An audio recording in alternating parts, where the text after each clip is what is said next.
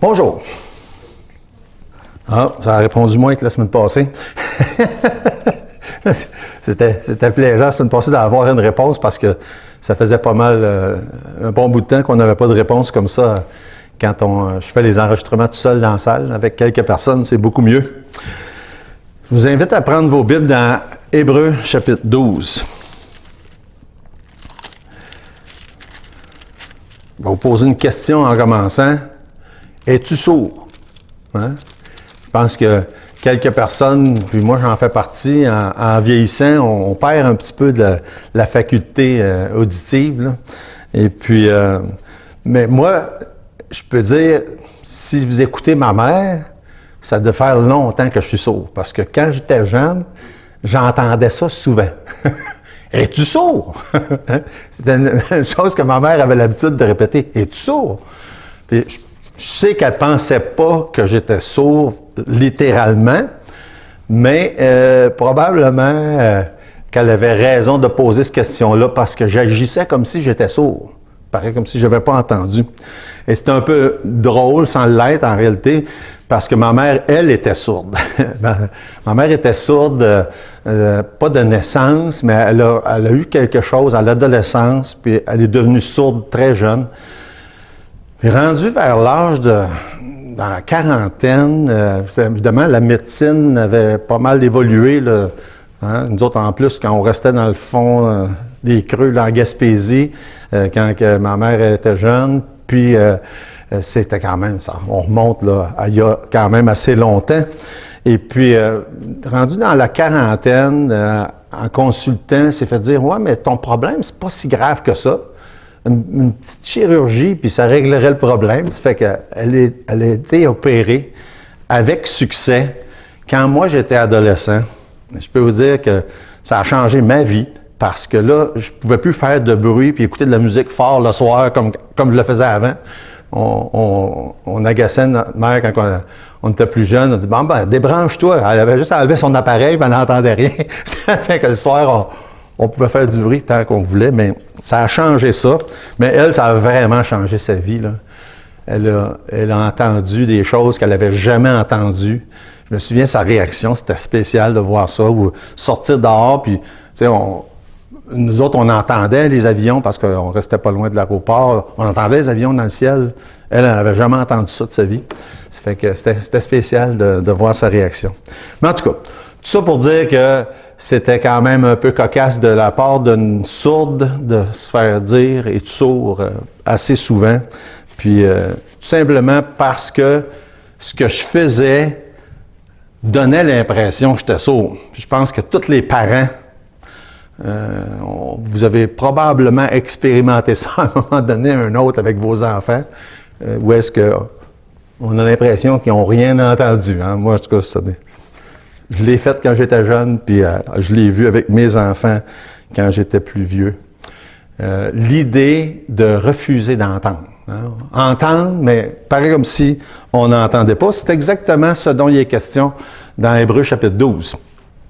Au verset, on va regarder là, du verset 18 là, jusqu'à la fin du chapitre, pas mal, mais cette phrase-là vient du verset 25. Ça dit « Gardez-vous de refuser d'entendre celui qui parle. » C'est une belle exhortation. Gardez-vous de refuser d'entendre. T'entends, mais tu t'entends pas. T'entends, mais tu veux pas entendre. C'est ça que ça dit. On va prier. Seigneur notre Dieu, on est devant toi pour te dire merci de l'opportunité qu'on a quand on ouvre ta parole de t'entendre. D'entendre le Dieu tout-puissant, créateur, celui qui a inspiré ce livre qui est la Bible, nous parler. Et Seigneur, on est devant toi aujourd'hui en te rendant grâce pour le privilège qu'on a d'entendre. Et on voudrait te prier pour chacun qui va entendre cette exhortation ce matin, ici ou ailleurs, que ça puisse avoir un effet dans nos vies, Seigneur. Et donne-nous la grande joie de t'entendre très souvent et de vraiment l'entendre d'une manière pratique, d'une manière réelle et surtout de le vivre. C'est dans le nom de Jésus qu'on te prie, qu'on te remercie. Amen. Donc, une belle exhortation, gardez-vous de refuser d'entendre celui qui parle. Puis évidemment, celui qui parle, dans le contexte, c'est Dieu. Puis ce genre d'exhortation-là, ça revient très, très souvent dans la Bible.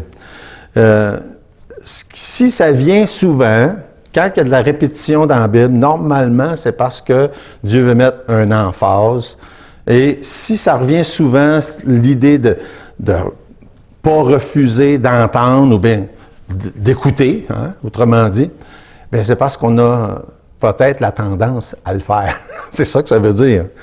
Et ce que moi, j'avais la tendance à faire quand j'étais plus jeune, en refusant d'entendre quand ma mère ou mon père parlait, bien, ça semble être un problème qui revient très souvent dans la vie de beaucoup de chrétiens en rapport avec notre Père céleste. C'est ça que ça veut dire. Et donc, c'est possible que l'exhortation du verset 25 s'applique à beaucoup d'autres personnes. Pas juste, évidemment, à ceux pour qui ça s'était écrit. On va regarder ça un peu plus tard tantôt. Fait que la question, c'est combien d'entre nous ou bien combien d'entre vous refusent d'entendre quand Dieu parle?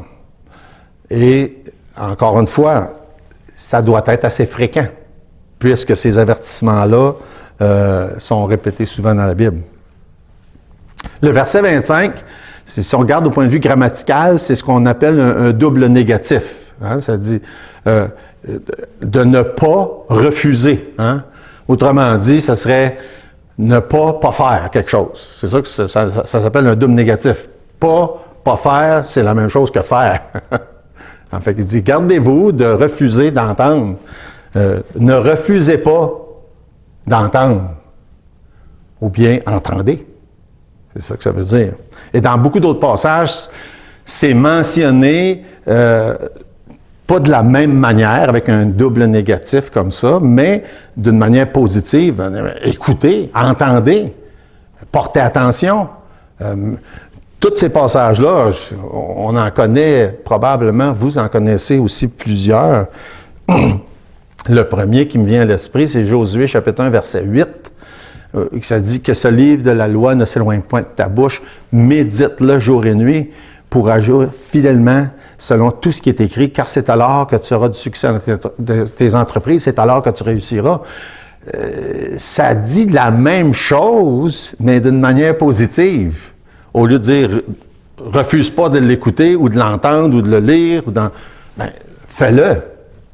Porte attention à ce que ce livre-là, le livre de la parole de Dieu, dans le temps, il parlait du livre de la loi, mais on peut certainement parler de la même manière de toute la Bible, que ce livre ne s'éloigne point de ta bouche, médite-le jour et nuit, et agis fidèlement selon tout ce qui est écrit.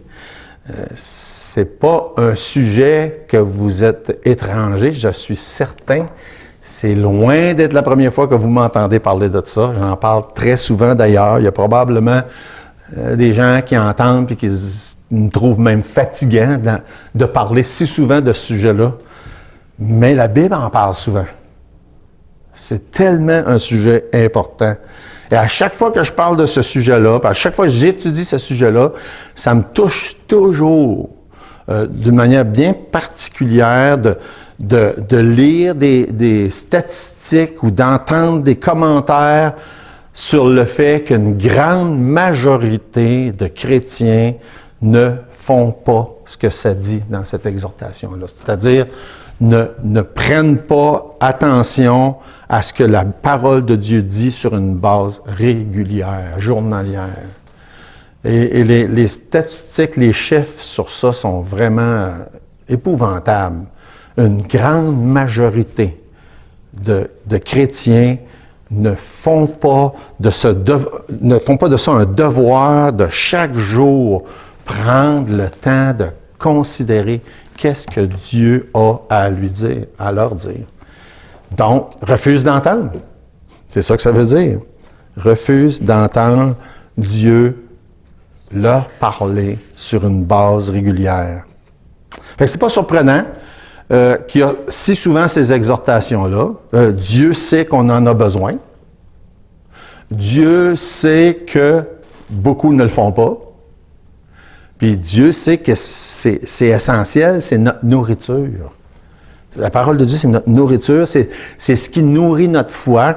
Par exemple, dans Romains chapitre 10, verset 17, ça dit « La foi vient de ce qu'on entend vient de la parole de Dieu. » Donc, la parole de Dieu nourrit, alimente la foi. C'est le cas pour quelqu'un qui n'a pas cru encore. La foi vient de quand on entend la parole de Dieu. C'est intéressant. Même avant d'avoir cru, on dépend d'entendre la parole de Dieu. Puis ceux qui refusent de l'entendre, bien évidemment, ne peuvent pas croire. C'est assez quand même simple comme constatation. Mais la foi est aussi nourrie jour après jour pour ceux qui ont déjà cru et ont besoin de l'entendre, d'entendre la parole de Dieu. Et la foi d'un individu sauvé par la foi est nourrie sur une base, alimentée sur une base régulière par la parole de Dieu. Et si on refuse d'entendre la parole de Dieu, notre foi va défaillir. Et peut-être que quelques-uns seraient assez honnêtes pour dire « Ouais, je le sais, je l'ai déjà expérimenté. » Moi, je peux vous le dire. Je le sais, je l'ai déjà expérimenté. Ça m'est arrivé à plusieurs reprises dans mon cheminement de vie chrétienne où j'ai négligé de nourrir ma foi comme j'aurais dû le faire. Puis quand ça m'est arrivé, ma foi s'est mise à défaillir. Et j'ai entendu des témoignages de d'autres me dire la même chose. Au point où, dans certains cas, des gens me racontaient, j'ai tout abandonné. Puis je me souviens d'avoir entendu des détails comme, j'avais mis ma Bible de côté une journée, puis après ça une deuxième, puis une troisième, puis finalement ça faisait 1 mois, 2 mois, 6 mois, je ne l'avais pas touché. Puis là, j'ai tout arrêté, tout lâché, abandonné. Puis ça, c'est des gens qui racontent ça comme ça souvent, c'est parce qu'ils sont revenus à un moment donné. Parce que c'est probablement qu'ils n'en parleraient pas autrement. Mais c'est comme ça.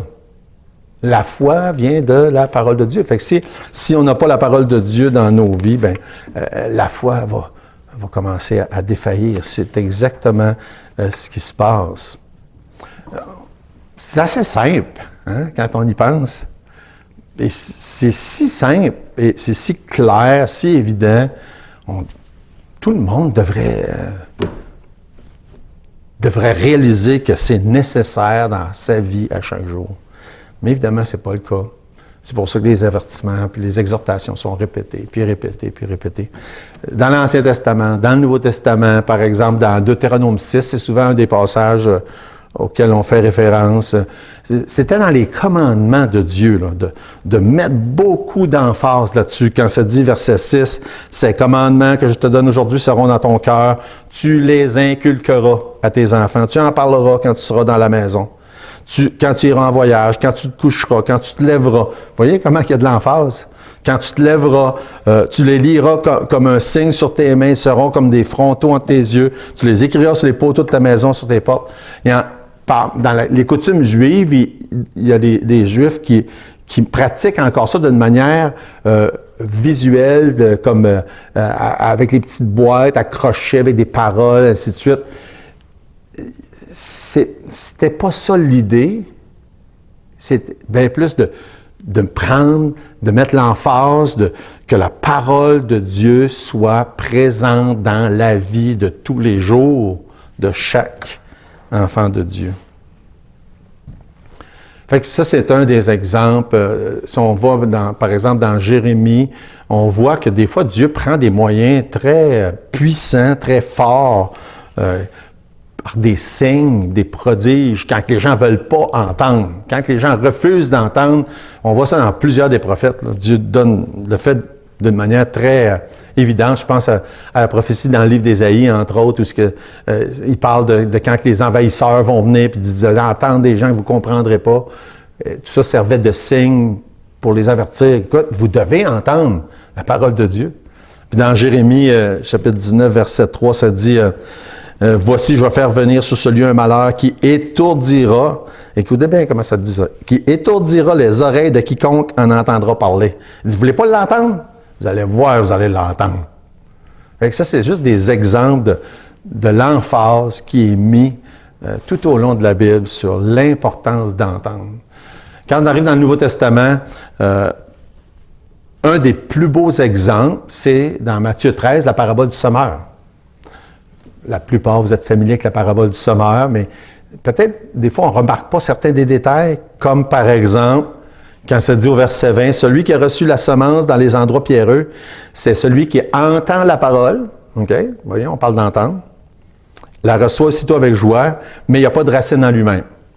Ensuite, au verset 22, « Celui qui a reçu la semence parmi les épines, c'est celui qui entend la parole, encore une fois, mais en qui les soucis du siècle, la séduction des richesses étouffent cette parole. » Verset 23, « Celui qui a reçu la semence dans la bonne terre, c'est celui qui entend la parole et qui la comprend et qui réagit à la conséquence, qui la met en pratique. » Puis là, il dit « porte du fruit ».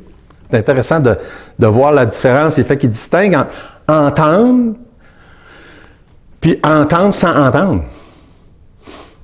C'est ça la parabole. Il y en a qui entendent, mais ils ont entendu, mais ça n'a pas donné ce que c'était supposé de donner.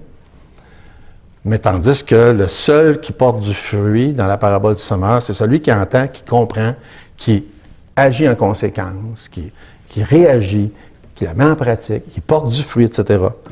Fait qu'il y a une distinction entre juste l'entendre, on pourrait dire ça, il y a une distinction entre entendre puis écouter.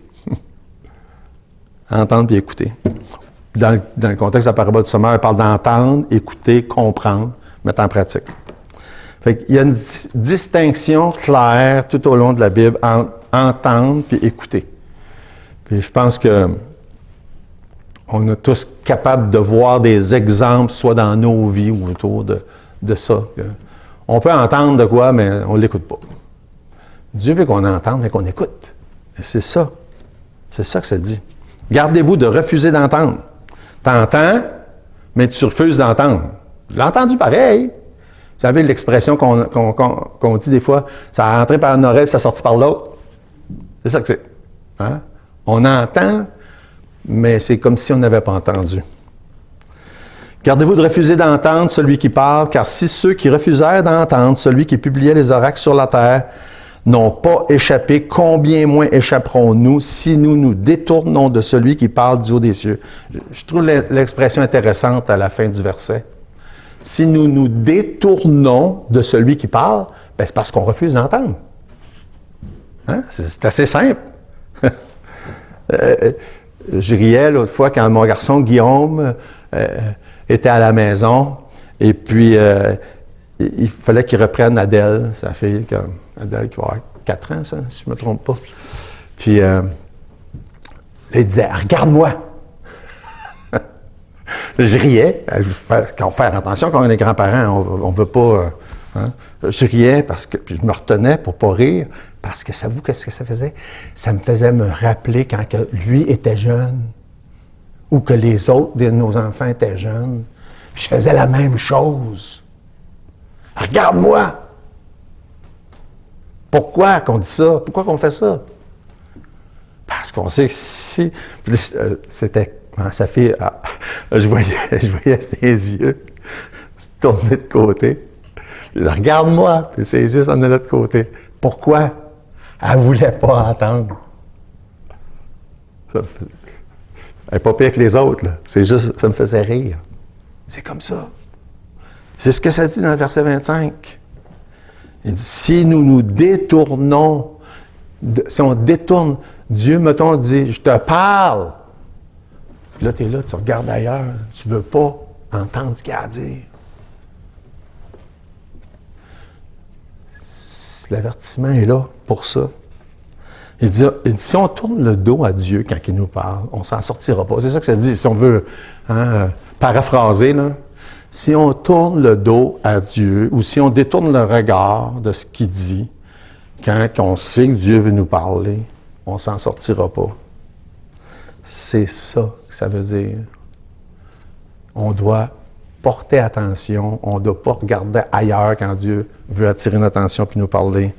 C'est la même chose pour nous aujourd'hui.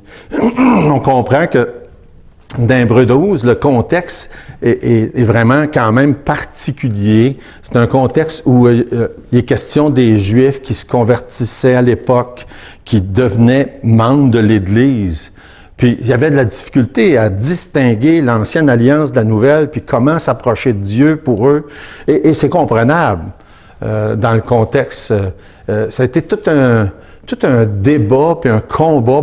On voit plusieurs exemples. On voit ça dans Acte 15, on voit ça dans le livre de Galates, on voit ça dans l'Épître aux Hébreux. Où est-ce que pour les Juifs chrétiens convertis, nouvellement sauvés, faisant partie du corps de Christ, c'était difficile pour eux de distinguer leur manière de s'approcher de Dieu dans l'Ancienne Alliance, puis leur manière de s'approcher au travers de Jésus dans la Nouvelle Alliance. Fait que c'est une bonne partie de l'enseignement de l'Épître aux Hébreux, c'est pour essayer de distinguer ça. Et ça nous aide à nous aussi, là, parce que là, on peut comprendre la différence entre l'Ancienne et la Nouvelle Alliance, mais c'est vraiment particulièrement pour ça, par exemple, dans le verset 18, là, j'ai dit qu'on remonterait, à partir du verset 18, ça dit, vous ne vous êtes pas approchés d'une montagne qu'on pouvait toucher, qui était embrasée par le feu, ni de la nuée, ni des ténèbres, ni de la tempête, ni du retentissement de la trompette, ni du bruit des paroles, tels que ceux qui l'entendirent demandèrent qu'il ne leur soit pas adressé une de plus, car ils ne supportaient pas cette déclaration. Même si une bête touche la montagne, elle sera lapidée. Et ce spectacle était si terrible que Moïse dit, je suis épouvanté, tout tremblant. Il leur dit à eux, les Juifs convertis du Nouveau Testament, dit, vous autres, vous n'avez pas expérimenté ça, là. Ce qu'eux ont expérimenté. C'était terrible. Et ça l'était. Même Moïse avait peur. Imaginez, quand on lit dans Exode, là, la montagne qui tremblait, la fumée, quand Dieu a donné les 10 commandements, c'était tout un événement. Là, c'était épeurant. C'est ce qu'il leur dit. Il dit ça, c'était vraiment épeurant. Tremblement de terre, fumée, les gens avaient peur, même Moïse avait peur. Mais il dit, c'est pas ça que vous autres, vous avez connu, là. Fait qu'il dit, faut pas. Autrement dit, ce qu'il leur dit, c'est, faut pas juste porter attention à certaines parties, puis pour eux, ils portaient beaucoup d'attention à cette partie-là de la loi, puis comment que la loi avait été donnée, puis les ancêtres, Abraham, Isaac, Jacob, Moïse, et comment ils faisaient partie de la lignée. Ils disaient, non, oubliez ça, là. C'est pas comme ça que vous vous êtes approchés de Dieu. Fait que c'est intéressant. Puis eux, comment ils sont approchés de Dieu, c'est de la même manière que nous, on s'approche de Dieu. C'est pour ça que c'est très applicable. Verset 22, il dit, « Mais vous vous êtes approchés de la montagne de Sion, de la cité du Dieu vivant, la Jérusalem céleste, des myriades qui forment le cœur des anges. » Vous n'êtes pas venus à Dieu par si on veut résumer ça, vous n'êtes pas venus à Dieu par l'Ancienne Alliance, mais par la Nouvelle. Puis au verset 24, il spécifie, « Vous êtes approchés de Jésus. » En tout cas, c'était tout un débat puis un combat pour les Juifs du premier siècle, ça. Pour certains, ça l'est encore. Mais il dit, pour eux, comme pour nous, puis comme tous les gens de toute l'ère chrétienne, la même manière qu'on s'approche de Dieu, c'est la manière qu'eux sont approchés de Dieu. Comme ça le dit au verset 24, de Jésus qui est le médiateur de la nouvelle alliance et du sang de l'aspersion qui parle mieux que celui d'Abel. Fait que eux se sont approchés de Dieu comme ça. Nous, on s'est approchés de Dieu comme ça. Et c'est comme ça qu'on s'approche de Dieu, au travers du sacrifice sanglant de Jésus et le sang de Jésus qui purifie de tout péché. C'est la seule manière. Là, il y a beaucoup plus de détails que ça qui sont donnés dans l'Épître aux Hébreux qu'on ne regardera pas ce matin, mais c'est un bon résumé là, dans ces quelques versets-là. Et il arrive avec l'exhortation, mais gardez-vous de refuser d'entendre. Pour eux, c'était gardez-vous de refuser d'entendre le reste. Il n'y a pas juste l'Ancien Testament, il n'y a pas juste ci, il n'y a pas juste ça, mais il y a tout le reste. Et c'est la même chose pour chaque enfant de Dieu. Des fois, on porte attention à certaines. Moi, j'aime mieux telle affaire. J'aime mieux la prophétie. J'aime mieux si j'aime. Gardez-vous de refuser d'entendre tout le reste. On ne fait pas juste choisir ici et là. Moi, ça m'intéresse telle affaire, telle affaire. Il y a des gens qui ne lisent pas toute la Bible, de le lire de manière systématique, verset, chapitre par chapitre ou autrement. Ça, c'est pas... La méthode n'est pas importante, mais il faut, à un moment donné, lire toute la Bible. Faut pas refuser d'à tout entendre. Faut pas juste choisir qu'est-ce qui nous intéresse. C'est un peu ça aussi, l'exhortation. Gardez-vous de refuser d'entendre. Et cette exhortation-là qui était bonne pour eux est très bonne pour nous aujourd'hui. Gardez-vous de refuser d'entendre toute la parole de Dieu, toute la loi, tout l'enseignement sur tous les sujets. Qu'on le fasse d'une manière ou d'une autre, qu'on prenne une méthode ou une autre. Il faut écouter, être prêt à entendre toute la parole de Dieu. Donc, c'était le contexte, puis pour les ramener à l'ordre, puis pour ramener à l'ordre les gens de tous les temps, de toutes les époques, de toutes les cultures. Pour eux, il y avait de la difficulté à concevoir qu'ils ne pouvaient pas continuer leur pratique de rituels, soit d'observation du sabbat ou, entre autres, faire des sacrifices. Ça a pris un certain nombre d'années avant que les sacrifices cessent. Hein, vous savez ça sûrement. Mais il fallait qu'ils comprennent ça. C'est pour ça qu'il y a beaucoup d'emphase mise dans ça, dans l'Épître aux Hébreux. Comme ça nous dit au début du chapitre 9, là, verset 11, « Christ est venu comme un souverain sacrificateur des biens à venir. Il a traversé le tabernacle plus grand et plus parfait qui n'est pas construit de main d'homme. » Verset 12, « Il est entré une fois pour toutes. » Une fois pour toutes dans le lieu très saint. Non avec le sang des boucs et des veaux, mais avec son propre sang. Et c'est fini. Plus besoin de sacrifice. Jésus l'a fait une fois pour toutes. Fait que ce qu'il est en train de dire comme exemple pour amener à cette exhortation-là, de se garder, de refuser d'entendre, il dit, il y a eu des choses terrifiantes qui se sont passées, la montagne qui a tremblé, la fumée, etc. Mais n'oubliez pas qu'il y en a des choses encore plus terrifiantes qui s'en viennent. Verset 26. Et je trouve ça intéressant. C'est toujours intéressant, la Bible. Moi, je me tanne pas, après tant d'années, d'étudier, puis de voir des liens, puis des croisements de sujets, puis d'idées, puis « Ah, j'arrivais pas à penser à faire ce lien-là, par exemple. » Puis je trouve ça tellement fascinant. Quand au verset 26, ça dit « Lui, dont la voix ébranla alors la terre, hein, verset 26. Une fois encore, et qui maintenant fait cette promesse, « Une fois encore, j'ébranlerai non seulement la terre, mais aussi le ciel. » Puis là, il est en train de faire le lien entre qu'est-ce qui s'est passé quand la loi a été donnée, hein, sur le mont Sinaï, avec la montagne qui branlait, la fumée. Puis il dit là, Dieu a ébranlé une fois la terre, mais une fois encore, il va ébranler, mais pas juste la terre, les cieux avec. Puis là, tout de suite, on saute dans les prophéties, la fin des temps, le jour du Seigneur, les tribulations. Tout ça, là, est inclus dans cette phrase-là. Une fois encore. Indique, verset 27, le changement des choses ébranlées comme étant faites pour un temps, afin que des choses inébranlables subsistent. Encore là, le lien, hein, l'amalgame des idées, il parle de quand la loi a été donnée, puis qu'eux, ils s'occupaient trop de ça, puis ils devaient écouter plus le reste. Puis là, il y a eu des choses qui ont branlé, mais une fois encore, ça va branler, hein, en parlant des tribulations, le jour du Seigneur. Mais par contre, il va y avoir un jour, ça ne branlera plus. Ça va être des choses inébranlables. Fait que je trouve ça fascinant de voir les liens. Puis, je suis toujours ébahi devant la beauté, puis que la parole de Dieu soit si parfaite. Ou est-ce qu'on va chercher des événements de quelques milliers d'années, puis là, tout d'un coup, on assemble tout ça ensemble pour nous amener non seulement au présent, mais aussi dans le futur.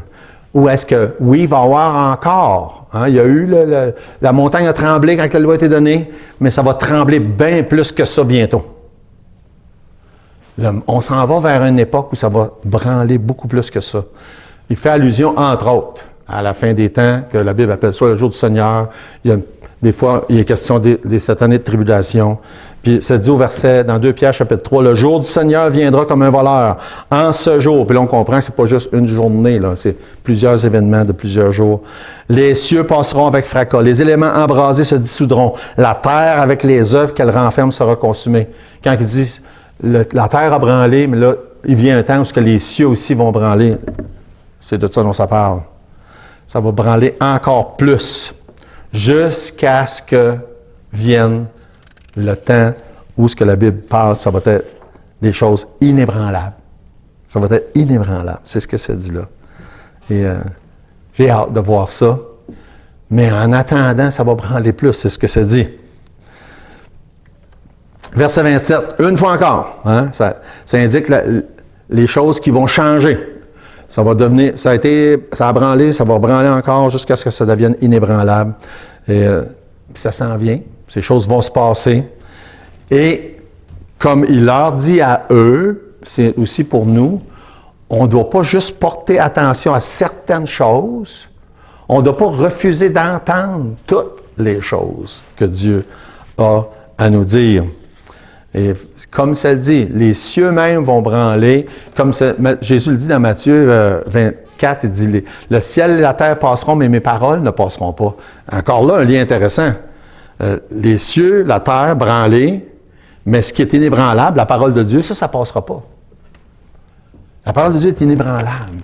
Il n'y a rien qui va la changer. Et tout ce que ça dit, ça va s'accomplir. Encore là, une raison de plus de ne pas refuser de l'entendre. C'est la seule chose fiable. Hein? J'ai souvent dit que j'aime ça écouter les nouvelles, de moins en moins, ces jours-ci. Mais on peut écouter des nouvelles, on peut lire n'importe quoi. Il n'y a rien qui est sûr. Hein? Puis ça, c'est une des choses en passant, tandis que je parle de ça. Croyez pas tout ce que vous entendez aux nouvelles. En passant. Hein? C'est épouvantable. Là. Des fois, les gens pensent parce qu'ils le disent à la télévision ou aux nouvelles que c'est vrai. C'est pas tout vrai. Il y a juste une source d'information qui est toute vraie, celle-là.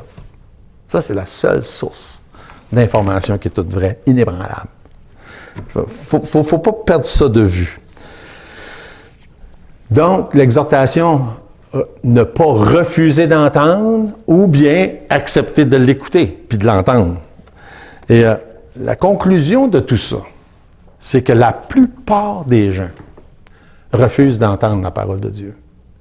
Si on se promène autour, n'importe où, puis on pose des questions, la majorité des gens ne veulent pas l'entendre. La majorité des gens vont vouloir changer de sujet lorsqu'on parle de la Bible. Ils ne veulent pas entendre. Ils ne veulent pas entendre ce que Dieu a à dire. Et Romains chapitre 1 nous avertit que personne ne va pouvoir plaider l'ignorance devant Dieu. Personne. Ça dit dans Romains chapitre 1, verset 20, « En effet, les perfections invisibles de Dieu, sa puissance éternelle, sa divinité se voient comme à l'œil nu depuis la création du monde quand on les considère dans ses ouvrages. Ils sont donc inexcusables. » Aucune excuse. « Ah, ben je ne l'ai pas entendu. » Non. « Personne ne me l'a dit. » Non. Aucune excuse. Personne... Même celui ou celle qui refuse d'entendre, de lire, de voir, de savoir, ne pourra pas dire ben, « je ne savais pas ». Non. Fait que c'est important de réaliser ça. Et c'est important pour quiconque entend ces avertissements-là de dire « Hey, attends un peu là, je ne pourrais pas plaider l'ignorance. Donc, il faut que j'écoute. Il faudra au moins que j'écoute, puis que je sache. » Dans un ère, l'ère moderne qu'on appelle l'ère de l'information, c'est fou de penser qu'il y a des gens qui ne veulent pas connaître l'information. Et l'information la plus importante, c'est celle que Dieu a à nous donner. Il n'y a rien de plus important que ça. Il n'y a pas d'excuse. Dans Hébreux 2, verset 1, ça dit « C'est pourquoi nous devons d'autant plus nous attacher aux choses que nous avons entendues, de peur que nous soyons emportés loin d'elles. » Verset 3, « Comment échapperons-nous en négligeant un si grand salut? » Il n'y a rien à faire. Si on néglige d'entendre le message de Dieu, il n'y a pas de solution. Il n'y a pas d'échappatoire. Ça dit, comment échapperons-nous en négligeant un si grand salut? Le salut annoncé d'abord par le Seigneur nous a été confirmé. Comment? Par ceux qui l'ont entendu. Ceux qui ont entendu. Qui l'ont entendu d'une manière réelle. Qui n'ont pas refusé de l'entendre. Ça se peut qu'il y a des gens qui écoutent, là, puis qui... non, c'est pas pour moi. Plus tard. Mais Dieu dit, comment échapperons-nous si on néglige d'entendre ce message du salut? Fait que si vous ne croyez pas, c'est pas une excuse. La Bible dit que c'est par la foi qu'on est sauvé, puis si quelqu'un dit, moi, pas de ma faute, je ne crois pas. Non, c'est pas une excuse. Il n'y a personne qui va pouvoir donner cette excuse-là devant Dieu. Puis pour quiconque croit, quiconque a reçu par la foi la vie éternelle, le pardon de ses péchés, doit continuer d'entendre. C'est ça. L'exhortation est aussi pour nous, pour chacun, de ne pas refuser d'entendre ce que Dieu a à dire. Et ça veut dire faire l'exercice volontaire, puis entendre ce que Dieu a à nous dire. C'est pas juste entendre un message de temps en temps, un enregistrement sur Internet, ou bien d'entendre quand on vient à l'Église, mais c'est d'entendre Dieu sur une base régulière, nous parler comme un père parle à ses enfants. On ne doit pas refuser de l'entendre. Donc, on doit avoir une oreille attentive continuellement sur une base régulière pour qu'est-ce que Dieu a à nous dire. Puis dans le verset 28, ça dit « C'est pourquoi, recevant un royaume inébranlable, montrons notre reconnaissance en rendant à Dieu un culte qui lui soit agréable, avec piété et avec crainte. » Comment est-ce qu'on peut faire ça? Il faut commencer premièrement par entendre, pas refuser d'entendre, croire, puis montrer notre reconnaissance. On a besoin, évidemment, comme ça dit dans le verset 28, recevant un royaume inébranlable, si vous avez reçu par la foi, comme ça nous dit dans Jean 1, puis dans beaucoup d'autres passages, à ceux qui ont reçu, à ceux qui croient en son nom, il a donné le pouvoir de devenir enfants de Dieu. Donc, il faut recevoir, croire. C'est comme ça qu'on reçoit le royaume inébranlable. Dans Jean, ça parle de confesser nos péchés.